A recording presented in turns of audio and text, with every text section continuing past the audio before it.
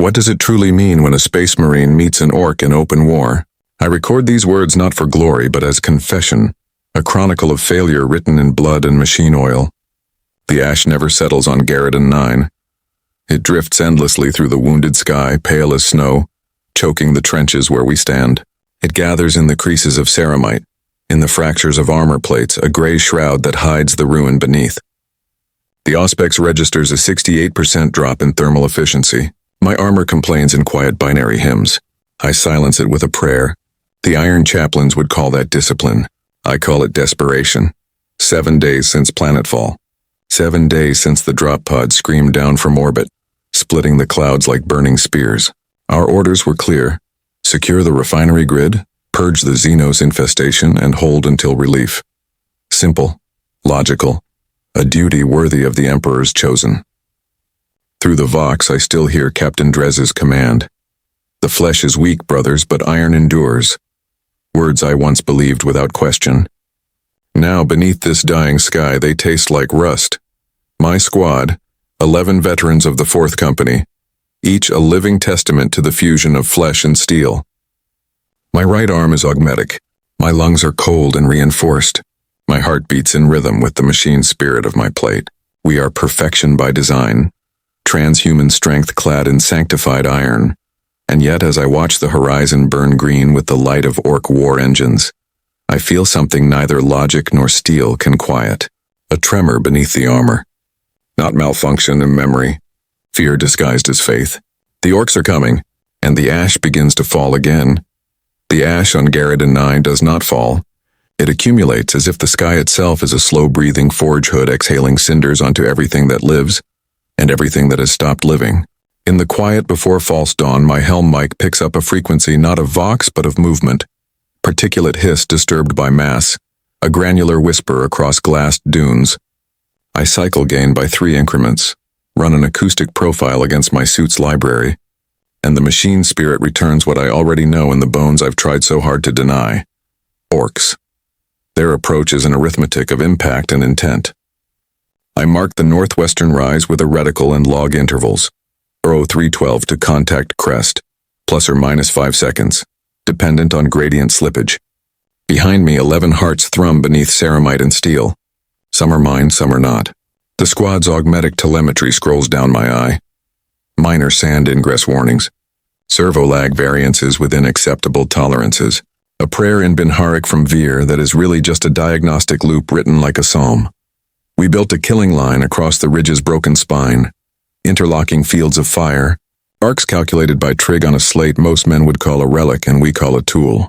Brother Roth's heavy bolter purrs a low cadence test. Brother Hellion checks feed links by touch alone. Gauntlets tapping brass as if counting beads on a rosary of murder. I give no rousing speech. Iron does not reason with itself. It simply bears load. Still, habit compels me to open the Vox. System checks confirm. 11 clicks answer like metronome ticks. I cannot see their faces. I know every scar on their chassis. The horizon discolors first, green where the world should be gray. Then sound marches ahead of bodies. A pressure seam of noise that has no modulation, only volume. I estimate a company strength mob before I can count the swinging shapes. Wrought iron cleavers. Chain guns with teeth instead of tolerances. Plates stolen from holy machines hammered into shoulder curtains with spikes and laughter. They are not subtle. They never have to be. The first ranks break the ridgeline exactly where my math predicted. Exactly where our lines intersect. I tag targets 1 through 20 and say, not loudly, now. Roth's first burst walks through 3 torsos. His second burst corrects left and chews a wheel off a ramshackle trike that flips like a coin, tossed by a god with bloody fingers. Our bolters add their disciplined thunder. 2 round taps, disciplined cadence, no waste. The air becomes particulate with things a man might not name if he wished to sleep again. An orc helmet ricochets off the rock next to me and I watch it spin because I cannot permit myself to blink with the augmentic and the organic eye at different rates. If I do, the world shears. I select single fire and draw a thin line through a throat, then an eye, then a joint where bad armor meets worse cunning. Counting is a comfort. 19 confirmed, 24, 31, they keep coming. They always keep coming. Momentum is their god and they worship with both feet. The mob splits on our fire like floodwater around a pier. That is fine. We designed for that. Brother Hecon's flamer banches a flank into absolute light. The smell is a library of heresy. In the gap that opens, 4 larger shapes push forward. Boss lads or something like it. Heavier with metal that isn't blessed, swinging banners of bone and engine parts. One points a roaring stubber my way, and the stream walks toward me with all the grace of a drunk insect. I shift half a pace. The chain of impacts peens my left pauldron and skitters away. I put 2 bolts into his shoulder rig and the weapon in his hands becomes shrapnel he wears forever. Ammo, I say, because liturgy is logistics. The returns are crisp. Green, green, green, amber for Helion, already swapping boxes. Red for Vire's flamer. 3-second pause to change canister. We do not move because our doctrine says we do not need to. The ridge is a lever. Force applied here makes corpses there. Somewhere in the churn an orc with a real power axe, looted, profanity carved in sparks, barrels through the charnel. He is faster than his size permits. I let him come because my right arm weighs truth more than courage. At 2 paces I step inside the swing and let the axe articulate past my ribs in a wash of hot air. My chain blade meets the strap of crude power pack on his back and everything goes out for him in the sudden quiet that only the dead receive. 2 minutes into contact, my HUD annotates the slope, with density icons that edge toward saturation. For every 3 we put down, 4 more crest. Brother Roth's feed jams for exactly 1 agonizing heartbeat. Helion clears it with a strike that would break a normal man's wrist. The line holds, but the weight of the world is never polite. An orc grenade, a tin can filled with hate and nails, detonates behind our position and throws grit through the rear ranks. No casualties, 2 men bruised under plates. 1 servo loop blipping a complaint that buys more annoyance than harm. I mark it and move on. The 3rd minute is when the world changes pitch. The noise of many becomes the command of one. You feel it the way you feel weather shift. A larger presence shouldering lesser purpose aside. The mob ripples, the pressure of its own certainty bending around a heavier certainty yet. Through the green fog of dust and smoke, something taller than sanity shoulders into view, and for the first time the ash at our feet stops pretending to be snow and becomes what it is. Fallout from 1,000 small furnaces that never go out. The orc leading this surge has a jaw like a press, and 1 eye replaced with a red lamp that tracks independently. Plates of different origins have been hammered into a new hole on its frame, with the arithmetic of cruelty. In its left fist, a claw sings with stolen power. Its right arm. The right arm is not an arm. It is a lass assembly that once belonged to a sentinel or something like it. Bolted into flesh with fasteners meant for bridges. Designation? Ver asks no one and everyone. Irrelevant, I answer, which is another way to say war boss without giving the word air.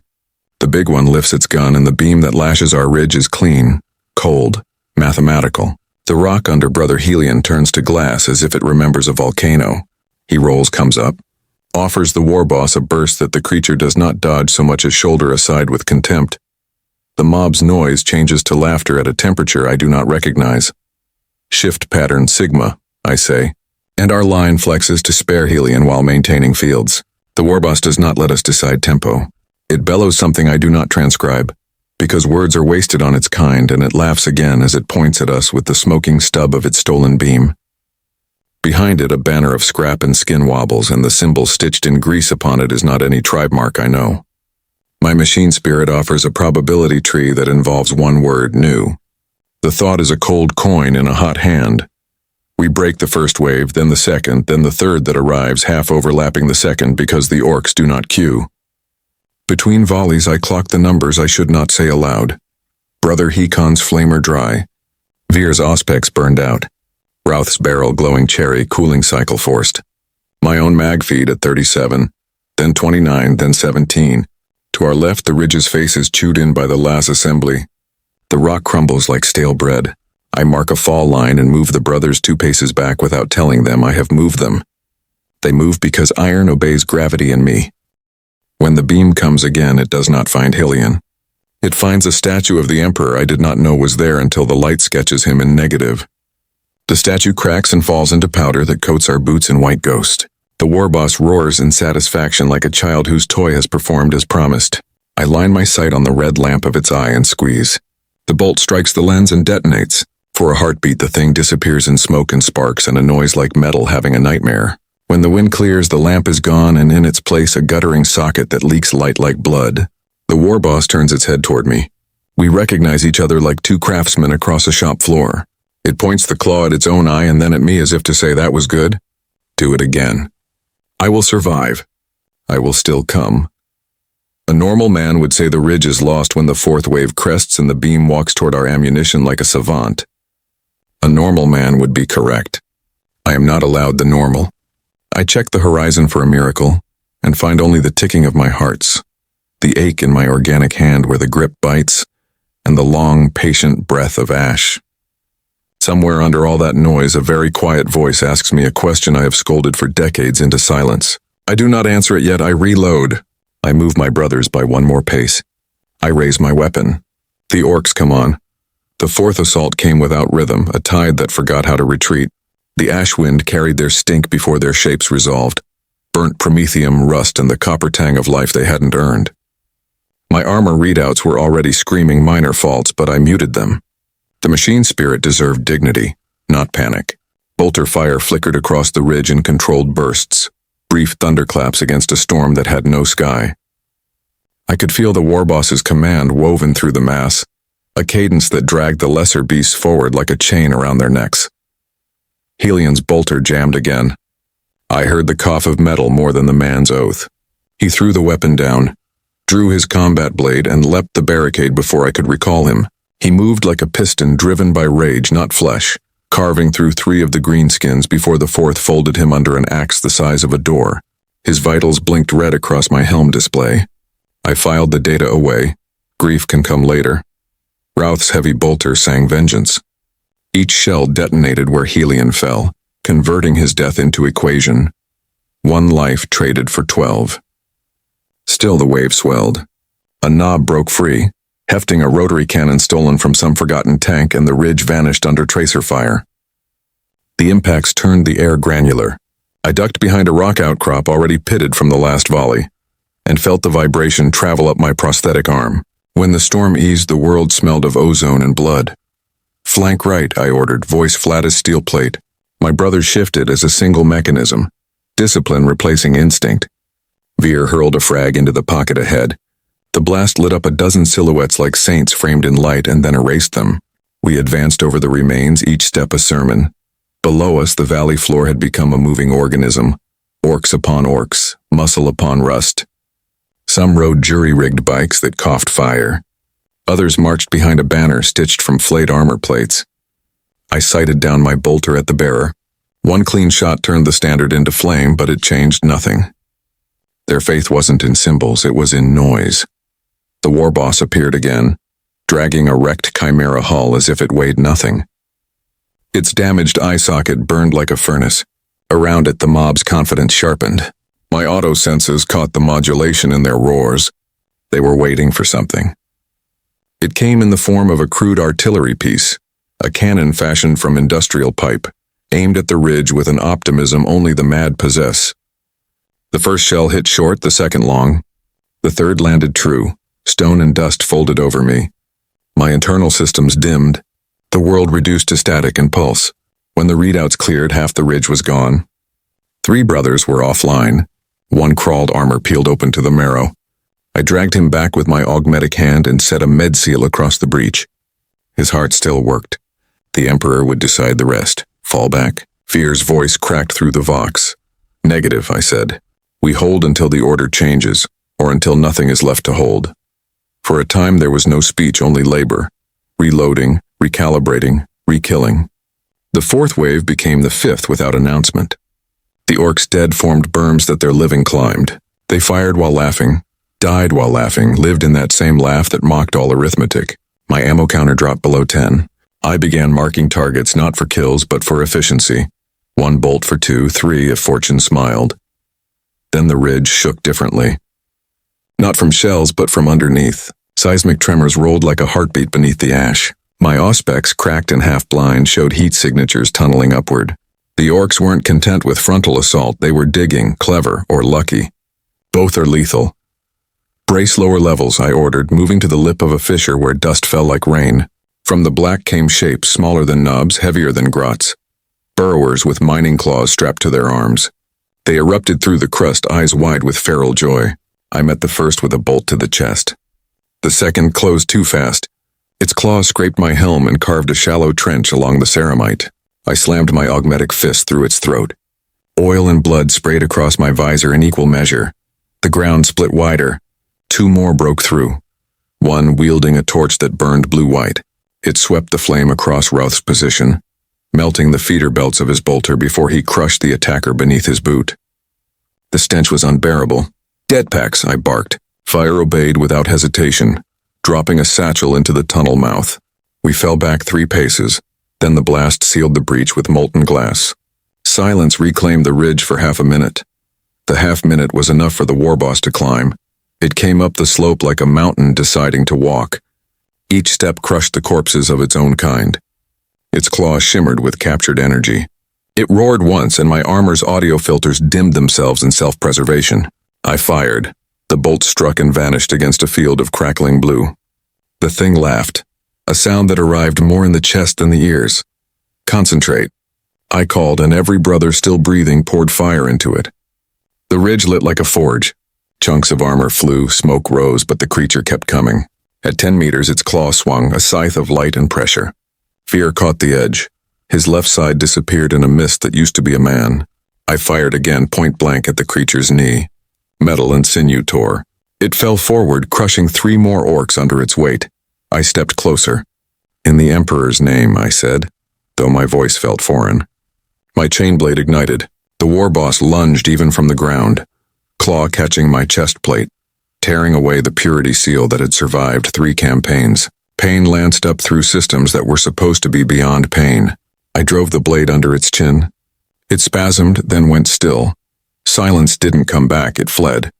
The orc screamed, not in mourning, but in rage. I could feel the ridge begin to shift again as the next surge assembled below. I knelt beside the fallen warboss, its single lamp eye fading out like a dying star. I thought of Captain Drez's words, "The flesh is weak, but iron endures," and wondered for the first time if endurance without flesh was just another form of death. The ash fell thicker, clinging to everything, disguising blood as dust. The 6th hour of battle began with static. The vox crackled like distant thunder, then died again, leaving only the rasp of my respirator and the mechanical pulse of my secondary heart. I could taste the ash through the filters, a bitterness that clung to thought itself. The ridge had become a tomb disguised as a defense line. Armor fragments and broken augmetics littered the ground, half buried in soot. Every few minutes, something deep beneath the surface detonated, a leftover charge or a dying engine surrendering its last breath. I scavenged ammunition from the fallen. Brother Routh's corpse lay propped against a slab of rock, eyes glassy, head tilted toward the horizon as if still aiming. I unlatched the belts from his chest plate and murmured the litany of transfer. The shells were still warm. "You did not die idle," I told him. "Your work continues." The next wave announced itself with a thunder of drums, crude, uneven, and perfectly orcish. I imagined them beating on the armor of my brothers. Trophies turned to instruments. The rhythm infected the ground, syncing with my own pulse until I no longer knew which was mine. The horizon flickered with green flares, signal beacons for the charge. They were coming again, this time spread wide, their assault designed to envelop, not crush. The creatures had learned adaptation.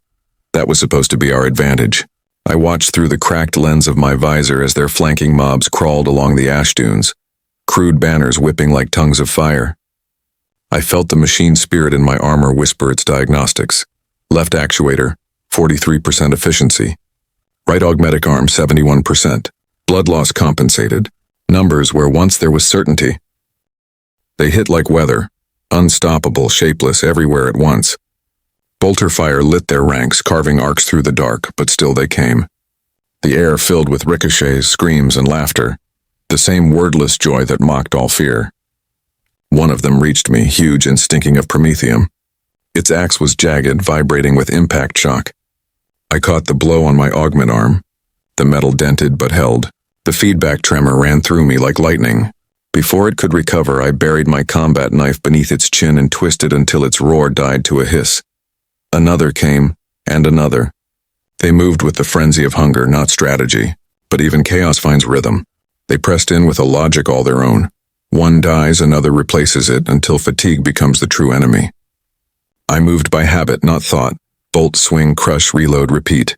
The ridge was shrinking beneath us, crumbling at the edges, our world literally eroding. "Brother Sergeant," a voice crackled faintly through the Vox. "Southern flank collapsing." It was Voss, the youngest of the squad, his voice still carrying traces of humanity the rest of us had lost long ago. I turned and saw his position 300 meters downslope. A wall of orcs poured over his trench like floodwater. I should have ordered withdrawal. Instead, I ran. Each step jarred my wounded leg, servos grinding in protest. My breathing became mechanical rhythm. Hiss and intake, hiss and intake. When I reached him, he was still fighting, chainsword clogged with blood, armor half gone. He turned his helmet toward me, lenses cracked, and I saw my reflection in them. A creature neither man nor machine, streaked with gore and smoke. "Hold, brother," I shouted. He laughed, the sound raw and wet. "Holding's all we ever do." Then the orcs reached him. A dozen at once, dragging him down under a tide of fists and blades. I fired into the mass until my bolter clicked dry. Then I went in after him. What followed was not battle, it was demolition. I tore, crushed, and broke until my vision ran red and my audio dampers failed. I don't know how long it lasted, only that when it ended, I was kneeling in a crater surrounded by bodies. Voss was among them, headless. His gene seed would be lost. I reached for him anyway, closing his hands over his chest before the wind began to bury him. "Emperor, take you, brother," I said. The words felt like theft, static again. Then faint, impossibly distant. "Reinforcements inbound." Iron Father Drax reports orbital signature above Carthos Prime. I froze. "Reinforcements?" It had been 12 days since the first transmission. The fleet was supposed to be lost. I looked up into the storming sky, the clouds black with soot and fire, and for a moment I thought I saw light. A streak cutting through the haze. Then it vanished. False hope is worse than despair. It stirs movement in men who should stand still. I turned back to what was left of the ridge. The remaining Iron Hands, 7 of us now, were gathered behind a mangled barricade. They had seen the light too. Roth's replacement, Brother Morin, raised his head. "Extraction?" He asked, a word that sounded alien after so much death. "Or a falling star," I replied. "Prepare for either," they nodded. That was enough. Faith and fatalism are the same metal, alloyed differently. Night came, or what passed for it, under Carthos Prime's burnt sky. The temperature dropped. Steam rose from the piles of dead, carrying the smell of rot and oil. I could hear the orcs moving in the dark, not attacking, just waiting. They were patient now, learning even that. Somewhere below, engines rumbled, the sound of something vast assembling. I ran a system check. Ammunition reserves at 4%, fuel at 12. My augment arm trembled slightly with every movement. My organic eye burned from smoke exposure, while the augmentic one filtered data I no longer cared to read. All numbers, all ending in 0 soon enough. I found a shard of broken armor half buried near my feet. It was from Brother Urzen's shoulder plate, the Iron Hand's sigil still visible beneath a crust of ash. I wiped it clean and pressed it against my chest armor. "Iron within," I whispered. The wind answered with silence. At the horizon, lightning flashed without thunder. The orcs were testing some new weapon, or perhaps merely celebrating the day's slaughter. I envied them their simplicity. They lived for war. We endured it. In the distance, a flare burst, a crimson bloom against black. Signal code. Not orc, human, my heart stuttered once. Coordinates scrolled automatically across my HUD. The signal was genuine, imperial. Extraction possible. And then the ridge shook again, worse than before. From the south, engines roared. Massive, treaded vehicles, silhouettes too large to be trucks. War wagons, armored beasts festooned with spikes and banners, their hulls welded from the wrecks of our own tanks. They crawled toward us like mountains, cannons swiveling, spotlights burning white through the haze. I rose, gripping my bolter like a relic. "Brothers," I said over the Vox, "the enemy brings its gods of iron. Let us show them ours." The ground quaked with the weight of the orc war machines. Each one was a blasphemy of engineering, an insult hammered together from the corpses of Imperial armor. Tracks stolen from Lehman Russ hulls ground over bones and metal alike. Turrets scavenged from Chimera wrecks were welded onto towers of rusted plates and orcish glyphs. The beasts roared not with engine rhythm, but with the laughter of their drivers, a choir of insanity echoing through the valley. I watched their approach from the shattered ridge, my armor's auspex barely keeping cohesion through the interference. The readings came as waves of static, peaks of noise. Power sources too unstable to calculate. The Orks didn't build to last. They built to overwhelm. The largest of the war wagons carried a tower mounted with a crude loudhailer. Through it, a voice bellowed in broken Gothic, "Hew me 10 men! We's back for more." The laughter that followed was seismic. "Primary armaments?" Brother Morin asked over the vox, his tone flat, almost resigned. "Improvised," I replied. "That makes them worse. We reconfigured firing lines with precision born of instinct, redistributing the last of our ammunition. Every shell now mattered more than survival. Each one had to justify its creation." Fear's voice came quietly over the channel. "I can give us more range if I route power from my respirator. You'll suffocate." "I know," he said, and began the transfer anyway. There was no time to stop him. The moment the circuit connected, his bolter roared to life, its round streaking farther, truer. He fired until his voice turned to static and his lungs stopped transmitting. The Ork column crested the final rise. The first war wagon opened fire, a crude cannon lobbing an entire Prometheum tank as ammunition. The explosion turned the western slope into liquid flame. Ash rained down in sheets, coating our armor in molten soot. I heard one of the brothers scream as his systems overheated, and then nothing. His vox cut mid-cry. I returned fire, targeting weak joints, exhaust vents, wheel hubs, exposed fuel lines. 2 wagons detonated in spectacular succession, hurling debris high enough to blot out the burning horizon. The others rolled on through the fire unharmed, or perhaps too stupid to know they were burning. From within, the smoke came the war boss again, limping now, armor scorched, jaw hanging by cables of flesh and wire. Its red eye burned brighter than before, fueled by hate and pain. It raised a crude banner speared through the skull of a fallen Astartes. Helions, I realized. My own voice turned alien in my throat. "Brothers," I said, "the beast returns." We met it with everything left. Bolter fire, grenades, even servo blades wrenched from dead armor. Each impact staggered it but did not stop it. The Orks behind it roared louder, driven by the sight of their leader defying death itself. Their chant thundered across the valley. "Wah!" A wordless storm that drowned the sound of reason. The ridge was gone now, flattened under the war machines. We retreated to the ruins of a manufactorum outpost, walls blackened and half-melted, filled with old machinery and the ghosts of forgotten labor. I sealed the main gate with 2 crack charges. The entrance buckled inward, fusing into a jagged barrier. Inside, the air was thick with machine oil and the stench of ozone. The few of us remaining took positions among the broken conveyor lines. I tried the vox again. The Imperial signal was still pulsing, faint but alive. It came from the east, perhaps 10 kilometers away across the ash plains. A gunship maybe, or a trap. The Emperor tests in strange ways. "Transmission confirmed," Morin said. "Possible Thunderhawk signature." "Possible," I repeated. I didn't trust hope. Hope dulls the blade. Outside, the war boss's army gathered. Hundreds of shapes surrounded the manufactorum, green silhouettes against the infernal light. Their war engines circled like predators, cannons tracking, waiting for the command. Then, silence. The Orks stopped moving. Even the flames seemed to hold their breath. The war boss raised its claw. Sparks cascaded from the joints where my bolt had once struck it. It pointed the weapon toward the manufactorum, directly at me. The beam came again, that same perfect searing blue. It carved through the ruins, slicing columns in half, vaporizing the upper gantries. The roof began to collapse.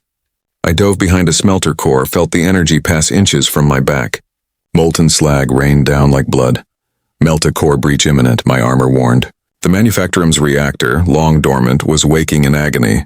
I could feel the heat rise, taste the metal in the air. "Fallback point?" Morin asked. "There isn't one," I said. "Not anymore," a pause. Then his reply, "Then we make one." He moved before I could stop him, tore open a side panel on the smelter's control hub and jammed a detonator into the core. The hum turned into a scream. The readouts on my HUD maxed out in red. I understood what he intended. "Morin, that's suicide." He looked back once, helm lenses flaring crimson in the reflected heat. Better us than them. The blast was immediate, blinding. The core erupted, a miniature sun devouring everything around it. I was thrown clear, my armor flayed by shrapnel, my vision a storm of light and shadow. When I came to, the manufactorum was gone. The ridge was gone. The Orks were fire, nothing more. Silence, true silence. Then, a sound overhead. A rhythmic pulse, engines, real human engines. I dragged myself upright, servos shrieking. Through the settling ash, a shape descended. Black, angular, marked with the winged skull of the Death Watch. A voice cut through my vox, calm, cold. Brother Sergeant, hold position. Extraction inbound. The Emperor has not forgotten you. I laughed, a sound dry and alien like metal bending. He remembers everything, I whispered. The Thunderhawk's ramp opened. A storm of dust swallowed the valley as it descended. The orcs that still lived fired blindly into the sky. Their bullets swallowed by the gale. I began walking toward the light, every step a war against gravity, pain, and memory. Behind me the world burned. Ahead salvation waited, or judgment. Both feel the same when you have nothing left to give. The blast wave had turned the valley into a wound that would never heal. As I moved through the drifting ash, the world no longer had shape, only gradients of ruin. The Thunderhawk's engines thundered overhead, cutting paths through the smoke like blades of divine intent. I could barely hear its vox signal over the feedback screaming inside my helm. Every system in my armor was failing, every servo coughing sparks with each step, but I refused to fall. The ramp lowered into the inferno, its lights strobing white through the gray murk. 3 Deathwatch Marines stood within, black armor gleaming like oil against the firestorm. One of them leapt down to meet me, taller than most, his heraldry adorned with purity seals faded by battle. His voice boomed through the channel. Brother Sergeant of the Iron Hands. Identify! I forced my throat to work. The words came like gravel. Brother Sergeant Vaughn, 5th Company, Carthos Prime. He studied me through his visor. You're the last one? Not the last, I said, though I could no longer tell if it was truth or defiance. He nodded once. Then we make your survival count. I stumbled forward, leaning heavily on my remaining augmetic arm. Each step felt longer than a campaign. The deck of the Thunderhawk rose before me like the ramp to judgment. As I crossed it, the Deathwatch warrior grasped my shoulder and pulled me in with impossible strength. Welcome home, Astartes, he said. The ramp sealed behind us, shutting out the roar of the dying world. Inside, the air was sharp with ozone and machine oil. Med servitors moved toward me, their arms unfolding into surgical tools. One scanned my chest, another hissed a mist of coagulant over the open cracks in my armor. I pushed them away weakly. My brothers, search the field. Already done, said the Deathwatch Marine. Only corpses and greenskin scrap.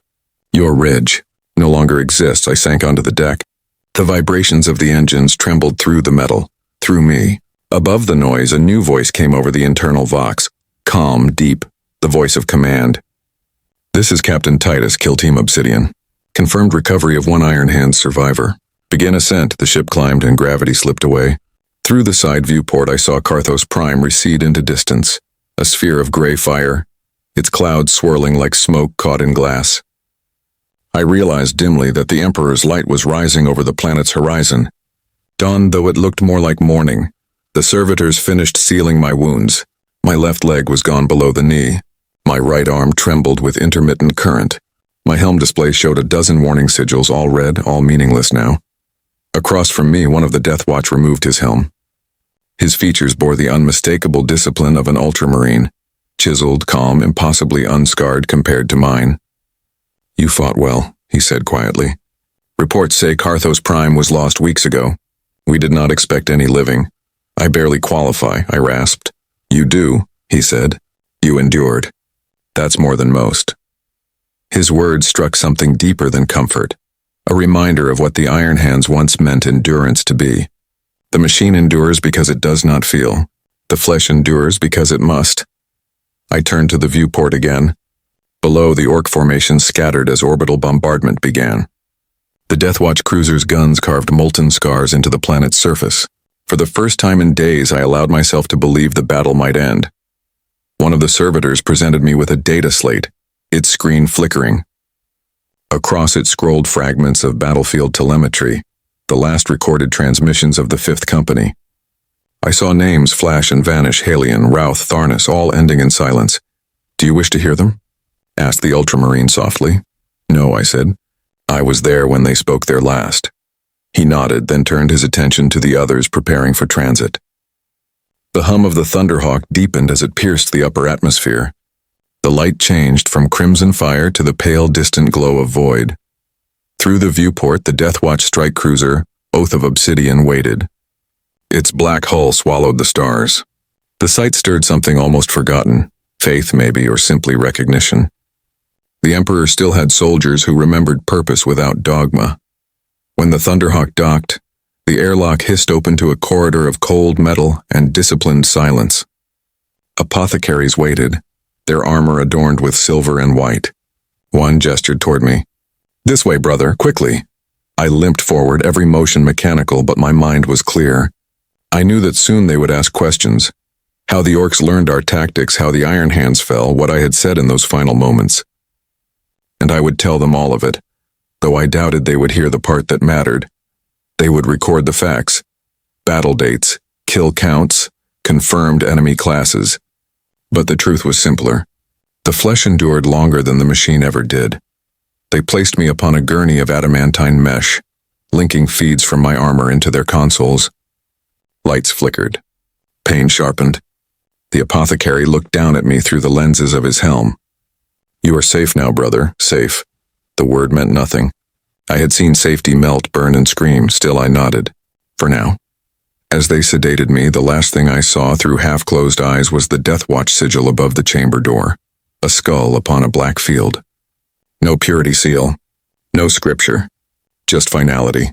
And in that blank, perfect silence before consciousness faded, I thought of Ferrus Manus, of the Iron Father's creed that I had once carved into my very bones. The flesh is weak. But as the darkness took me, I heard my own voice answer, steady and human. The void swallowed the noise until only the throb of my secondary heart remained. When I opened my eyes, the world had changed. I was in a medici chamber aboard the Oath of Obsidian. Silver light cut across the walls, clean and sharp, as if purity itself had been forged into steel. A low hum of life support systems filled the silence, a machine's version of breathing. I was alive, though part of me wished otherwise. My armor had been stripped away, leaving my broken body laid bare beneath cables and augmetic clamps. I felt pain everywhere, the honest kind, the kind machines cannot translate.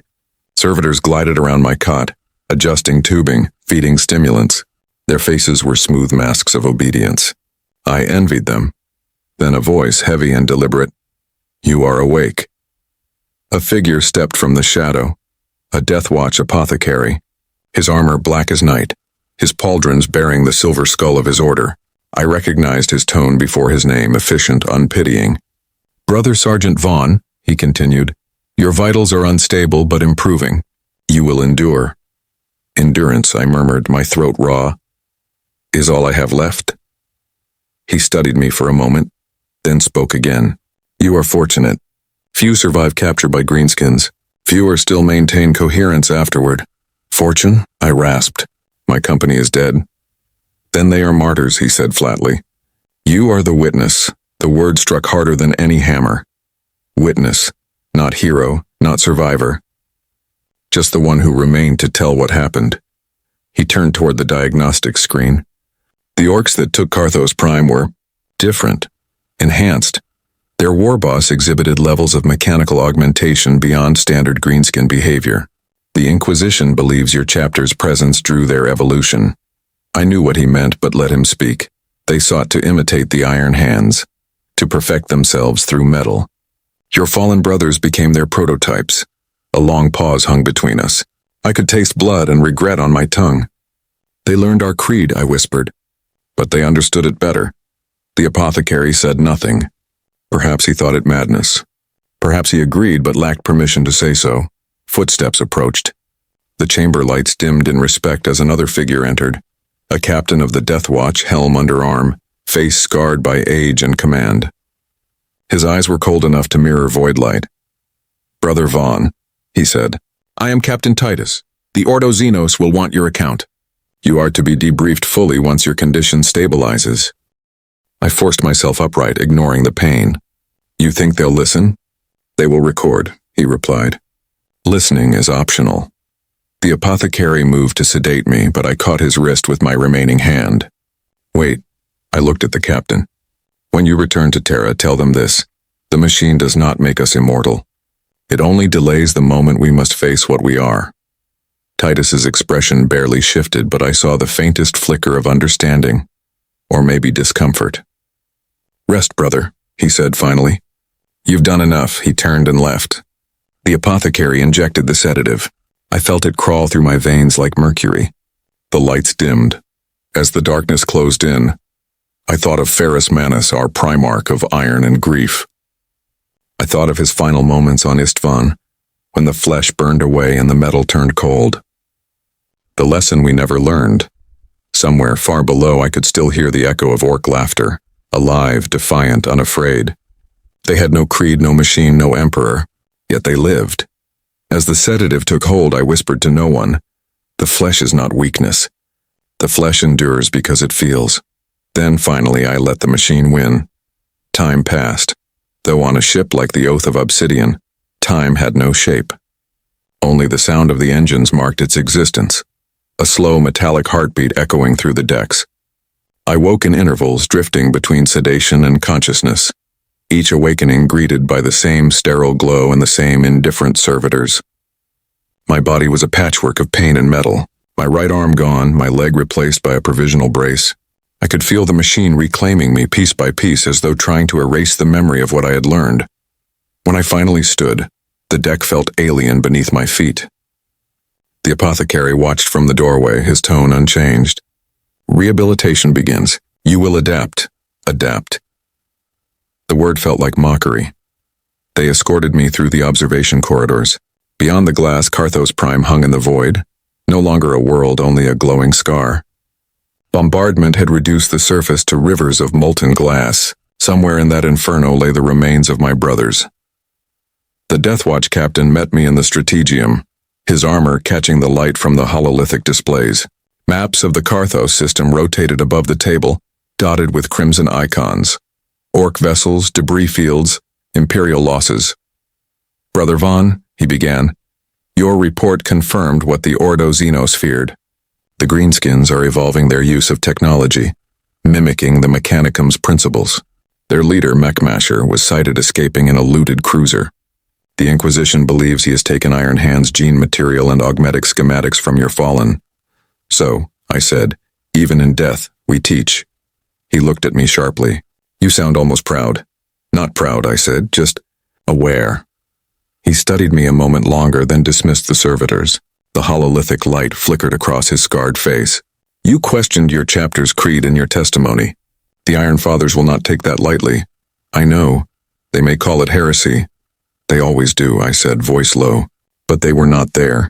They did not see what the flesh can bear when the machine fails." The captain's jaw tightened.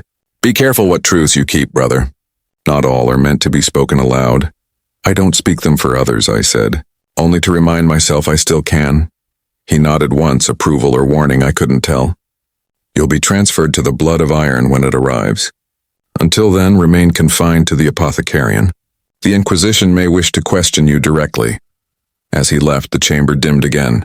I was alone with the hum of the engines and the echo of his words. "Be careful what truths you keep."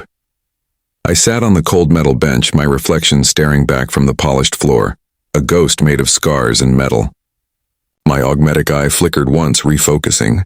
For a heartbeat, I thought I saw Ferrus Manus himself, silent, watching from the shadow between reflections. I spoke to him, not in prayer, but in defiance. "You were wrong, Father. The flesh does not fail the spirit. It defines it." The engines deepened their tone as if answering. Outside, the void shimmered as warp drives ignited, and the ship leapt toward darkness. The stars blurred into streaks of white fire, and Carthos Prime vanished from view, consumed by its own silence. I felt nothing at first. Then beneath the layers of iron and pain, something stirred, a pulse faint but real. Humanity. The last thing the machine can never take. The Oath of Obsidian drifted through the void like a shadow that refused to die. Its engines whispered hymns of exile while its corridors pulsed with quiet purpose. In that mechanical heartbeat I found a rhythm that wasn't life, but something pretending to be. Days passed. Or hours. The chronometer meant nothing in the dark. My world shrank to the length of the apothecarian, and the hum of servo arms stitching what was left of me together. New augmetics were grafted to my frame, Not of Iron Hand's origin, but Deathwatch issue. Efficient, cold. Without the reverence my chapter would have afforded the ritual. To them, flesh and metal were components, not faith. When I asked for a mirror, they gave me a sheet of polished steel. The reflection that stared back was something unrecognizable. One eye organic, bloodshot and human, the other a red lens gleaming with mechanical indifference. My torso was banded with scar tissue and black polymer. My new arm ended in a claw-like manipulator built for strength, not beauty. I looked more orc than Astartes. "You are improved," said the apothecary, monitoring the final graphs. "I am less," I replied. He didn't answer. Machines don't argue. I could walk again after 3 cycles. My steps echoed through the corridor like small impacts, the sound of a weapon being assembled. The Deathwatch crew gave me space, not out of fear but respect. They recognized the scent of endings in those who had seen too much. Eventually, Captain Titus summoned me once more to the Strategium. This time I stood unaided before the holomap. The system of Carthos rotated in light and shadow.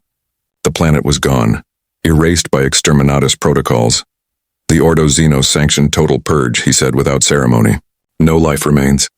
The greenskin fleet was annihilated. Only fragments remain in the void. "Then it's finished," I said. He turned his gaze on me, the kind that weighed instead of saw. "Nothing is ever finished, brother. The Inquisition has taken interest in your observations, particularly your claims regarding greenskin augmentation. You will be transferred directly to the Blood of Iron when it arrives under escort. The Iron Fathers will debrief you." The words hit harder than any shell. The Iron Fathers. The architects of our creed. The custodians of our cold faith. "Do you believe them capable of hearing what I said?" I asked. He almost smiled. "Belief is not their concern. Doctrine is." I thought of Ferrus Manus again, his silver hands shattering in the flames of betrayal. Did he ever regret his perfection? Or was regret too human for him to feel?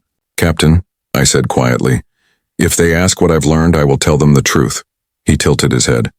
"And what truth is that?" "That the flesh endures where iron forgets." For the first time, Titus's eyes softened. "Just a fraction. Then may the Emperor guard your soul, Iron Hand. You'll need it." When he left, I remained in the dark, staring at the hollow image of the dead world. Its coordinates flickered once and vanished. All that remained was the faint trace of light where millions had burned.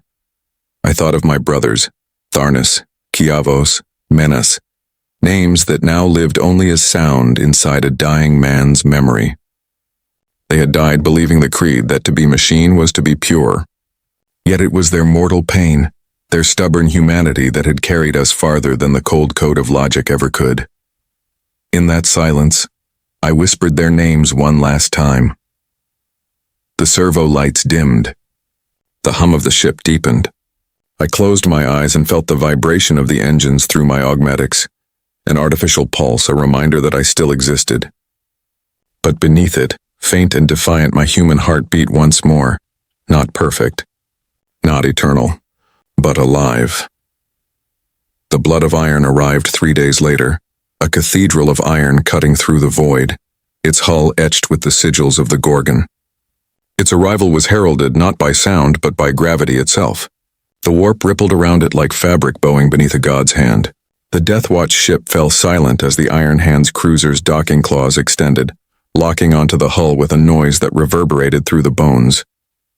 When they came for me, I did not resist. 2 Iron Fathers robed in black and silver entered the medici chamber flanked by servo skulls carrying sensors of burning oil.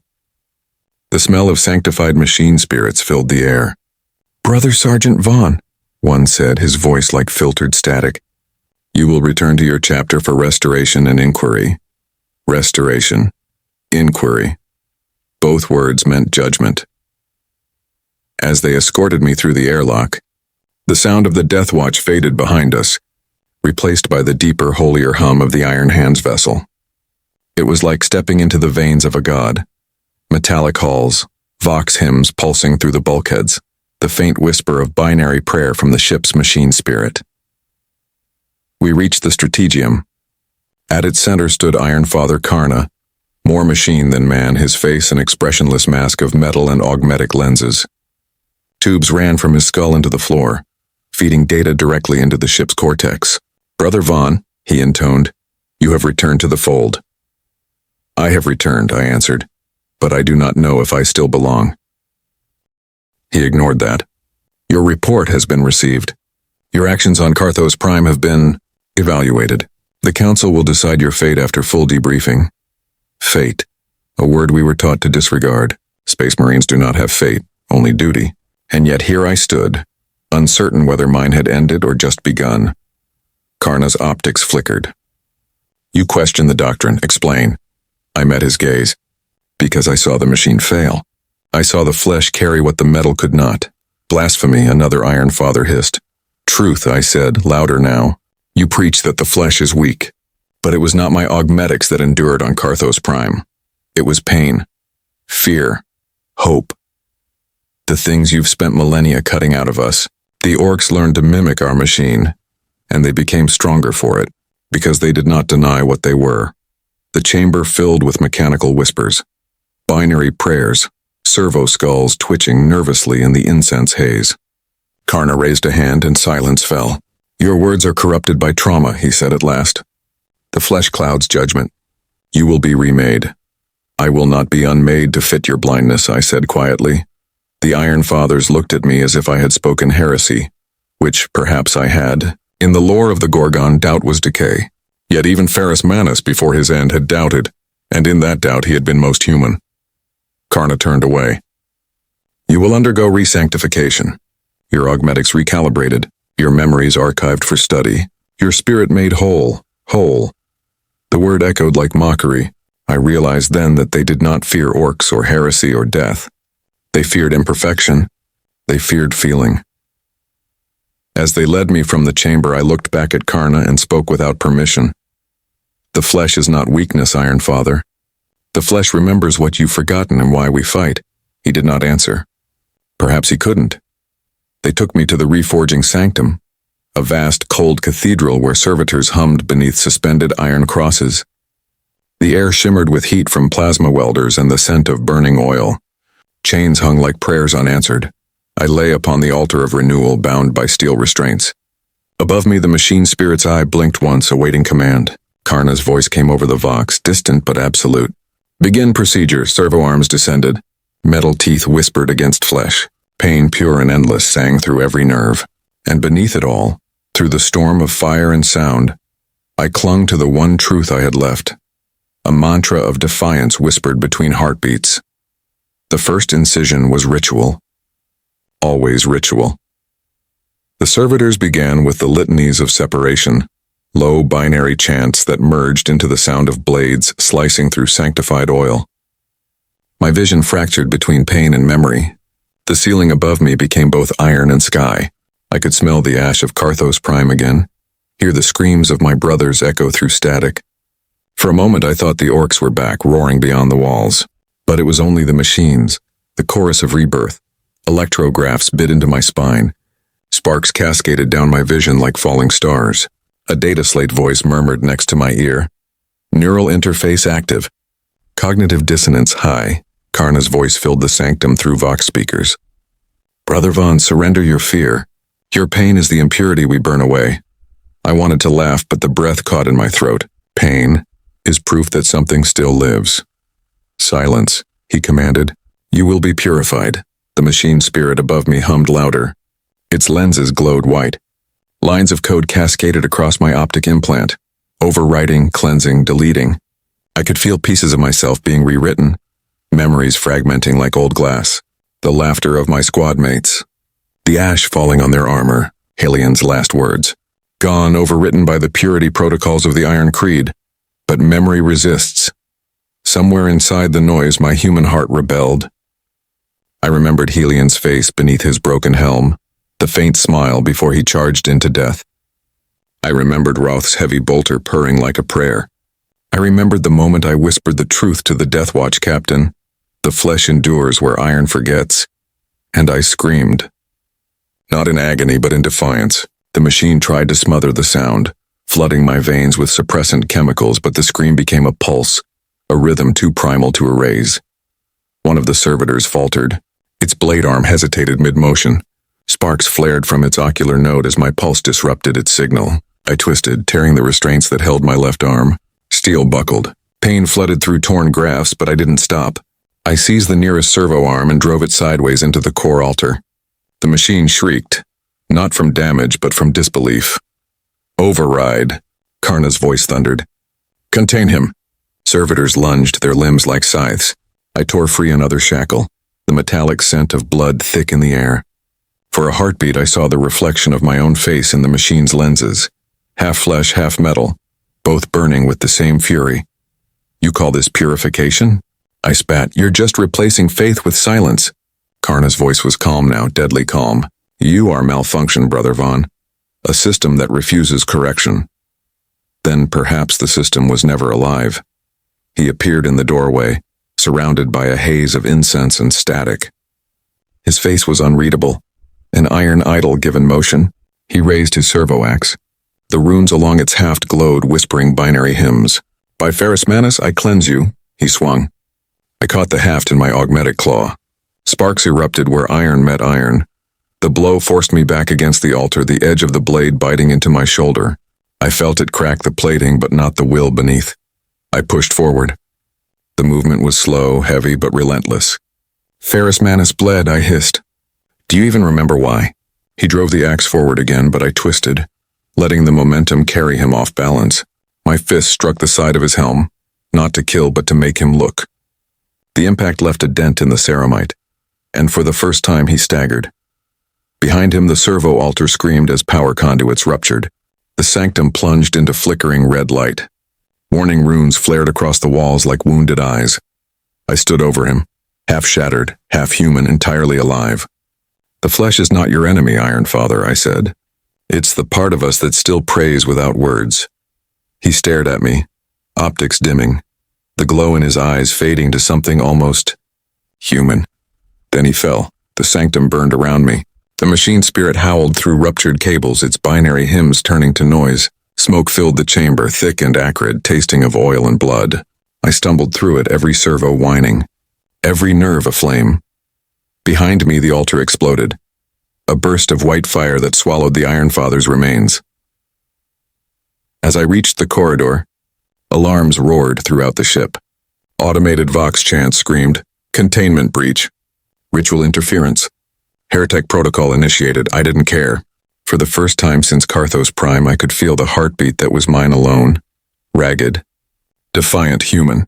And through the chaos, through the smoke and light, one thought carried me forward. Louder than the machine's judgment, brighter than the fire. The corridor screamed with alarms. Red emergency lumen bathed the iron walls in the color of blood. Steam hissed from cracked pipes, turning the air into a living furnace. I moved through it, half blind, half burning, but free. Every servo in my body shrieked for calibration. Every augmetic demanded obedience, and still I walked. The ship's machine spirit shrilled warnings into my helm. Containment failure. Purge imminent. I ignored it. Machines speak in inevitabilities. Men speak in choices. The corridor split ahead. One path led toward the Reclusium, the chapel of steel and data where Iron Fathers communed with their god. The other toward the hangar decks and the promise of escape. My HUD flickered, trying to reroute power from damaged systems. Through the static, I caught brief flashes of the ship's schematics, ghost images of pathways. Both routes glowed with danger. I turned toward the Reclusium. Some part of me knew that if I left now, if I simply fled into the void, they would erase my name before my blood even cooled. The Iron Hands would rebuild this ship and call it purity. No one would ever know what happened here. The doors to the chapel parted like a wound. Incense still burned in the braziers. Binary hymns played from cracked speakers. The Iron Fathers had gathered. 4 of them, their forms half lost in the smoke, their eyes burning red through the haze. One spoke, voice layered with vox distortion. "Brother Vaughn, you profane the sanctum. Surrender yourself for deactivation." "I've already been deactivated," I said, stepping into the light. "You just forgot to bury me." They advanced together, each a walking cathedral of servos and pistons. I could see my reflection in their armor, a broken parody of them. The first raised a mechadendrite tipped with a plasma cutter. The others lifted weapons that hummed with restrained energy. "You killed Karna," one hissed. "He tried to erase what the Emperor gave us," I answered. "He succeeded in nothing," they lunged. I fired the servo arm's built-in cutter, slicing through the nearest father's chest cables. Sparks erupted. the scent of burned oil filling the room. Another swung a power maul. It cracked my augmetic leg, forcing me to one knee. The impact should have ended me, but pain kept me awake. Pain, not code.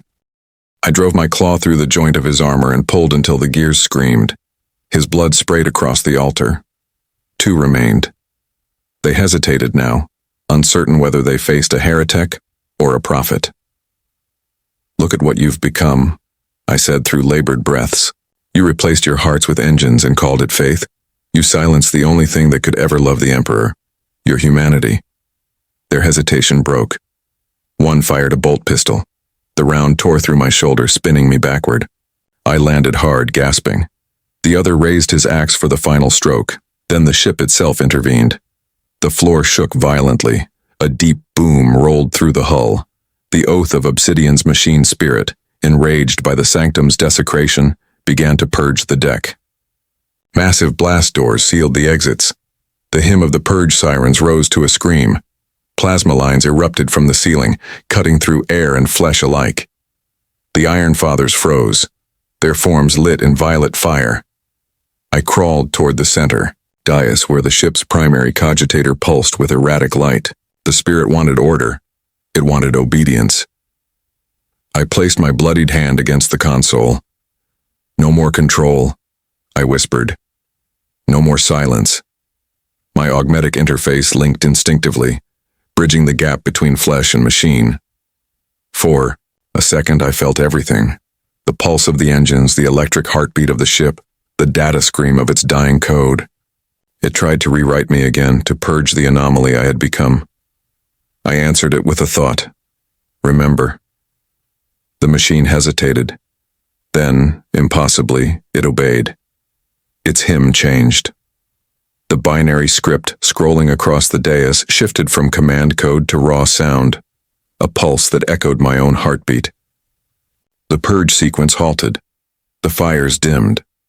For the first time, the ship was silent, not because it was dead, but because it was listening. I rose unsteadily, smoke curling from the wreckage of the Iron Fathers. They lay broken, their metal husks cooling in the still air.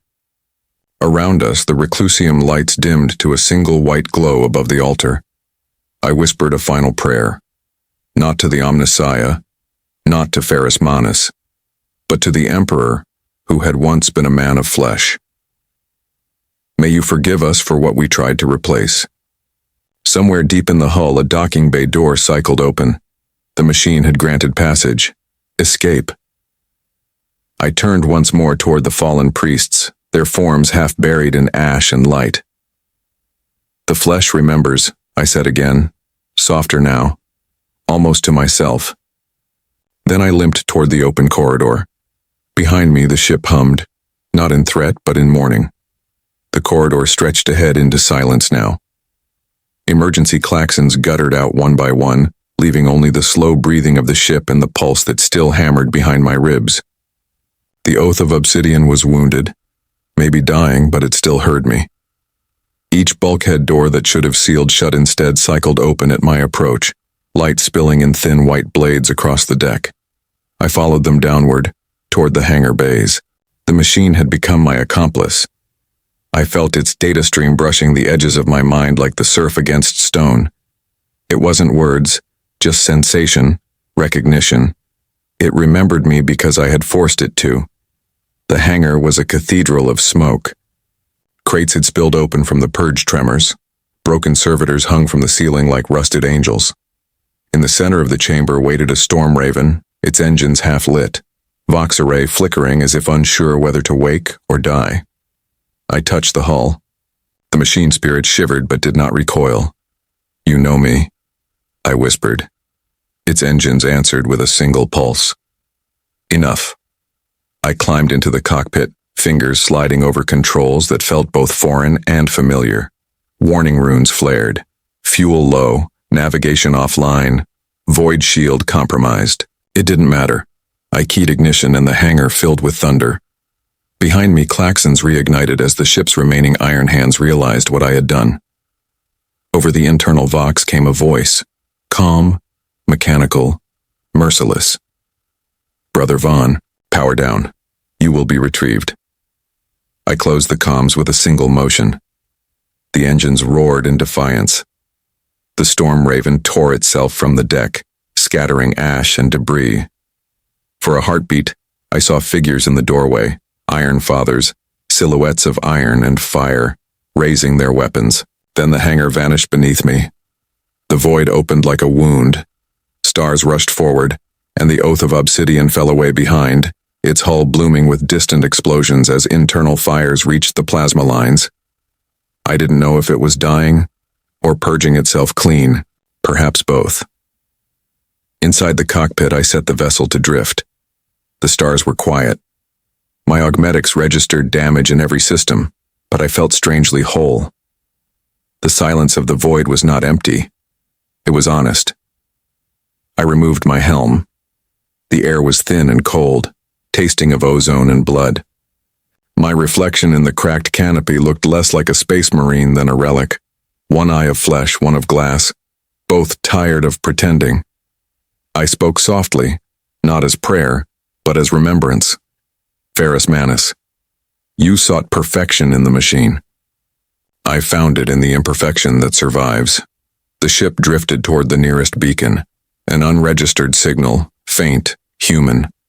I didn't know if it was rescue or exile. It didn't matter. I would go where the flesh could still remember what it meant to feel. As the storm raven slipped into the dark between stars, the last words left my mouth like an oath rewritten in blood and circuitry.